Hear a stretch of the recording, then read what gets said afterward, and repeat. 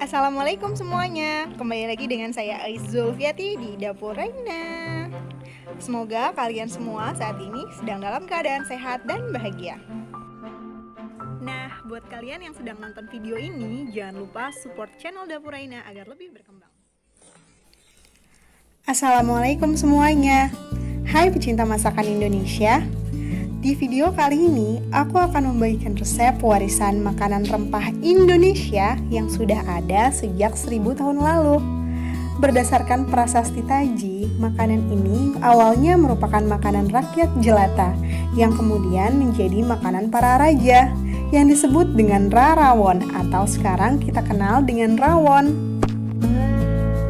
Langsung kita mulai aja ya. Di sini aku sudah siapkan 700 gram daging sapi bagian dada bawah atau disebut dengan sandung lamur. Bagian ini memiliki tekstur yang kenyal dan memiliki cukup banyak lemak. Nah, pertama kita rebus dulu dagingnya. Karena aku di sini nggak punya presto, maka aku menggunakan teknik 5-37. Direbus selama 5 menit, didiamkan 30 menit, dan direbus kembali selama 7 menit dalam keadaan panci tertutup. Sambil menunggu dagingnya matang, kita bisa siapkan bumbunya. Di sini aku menggunakan sebanyak 1 ruas kunyit yang sebelumnya aku bakar terlebih dahulu.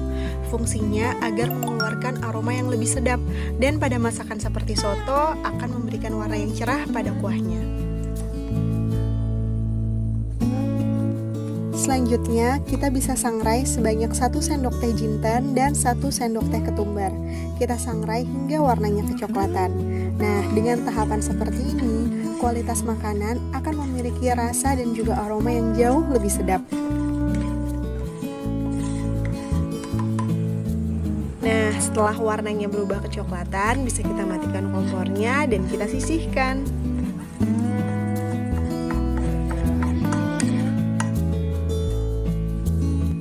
Nah, ini dia bahan-bahan untuk membuat bumbunya.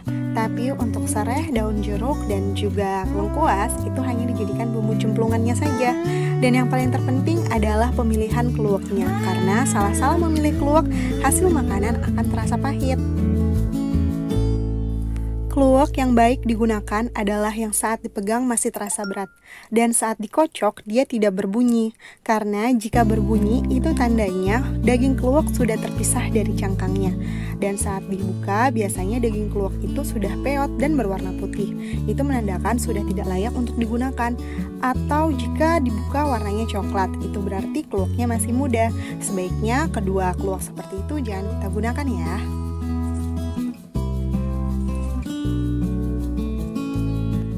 Selanjutnya kita bisa iris tipis daun bawang sebanyak 3 hingga 4 batang.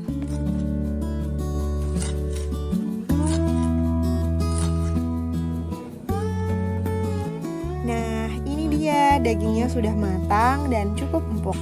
Penggunaan metode 5-37 ini hampir sama seperti presto, memanfaatkan tekanan uap dengan panci yang tertutup sehingga panasnya ini terpusat untuk mematangkan daging. Selain itu, penggunaan metode ini juga cukup hemat guys ya.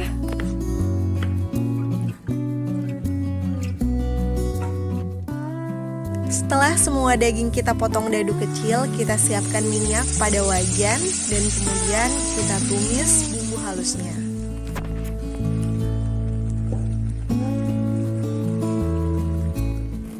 Selanjutnya kita bisa masukkan bahan cemplungannya.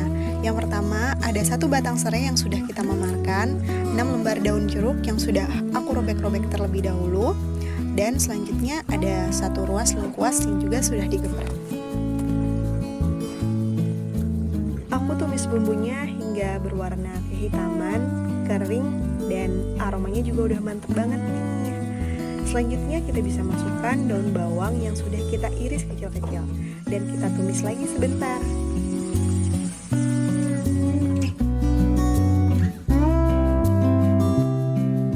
Dirasa daun bawangnya sudah mulai cukup layu, kita bisa langsung masukkan potongan dagingnya dan juga sisa air rebusan daging. Karena sisa air rebusan dagingnya juga tadi sudah cukup surut dan tidak terlalu banyak, kita bisa tambahkan lagi air sebanyak 400 hingga 500 ml.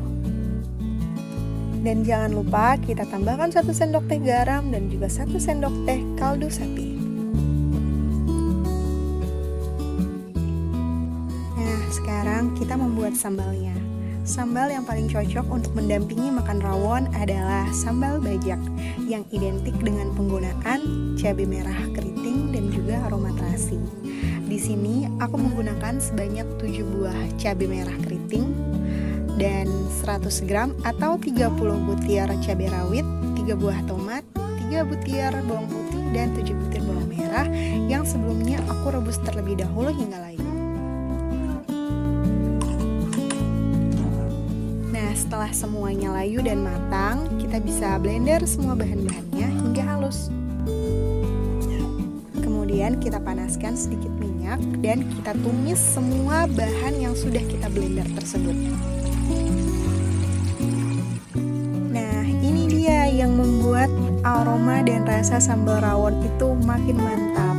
Kita tambahkan 2 bungkus terasi dan juga kurang lebih sebanyak 2 sendok teh gula merah. Jangan lupa untuk kita masukkan 1/4 sendok teh garam dan 1/4 sendok teh kaldu bubuk. Kita tumis sambalnya hingga berwarna kecoklatan sambil sesekali kita aduk.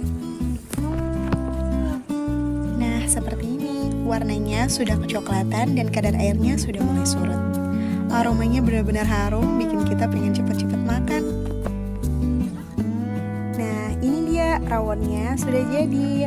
Nah, rawon ini paling enak didampingi dengan sambal bajak, kecambah kecil, tempe goreng, telur asin, dan juga jangan ketinggalan kerupuk udang. Rawon cocok banget dimakan mau sarapan, makan siang, ataupun makan malam. Nah, ayo dicoba ya di rumah. Selamat makan semuanya.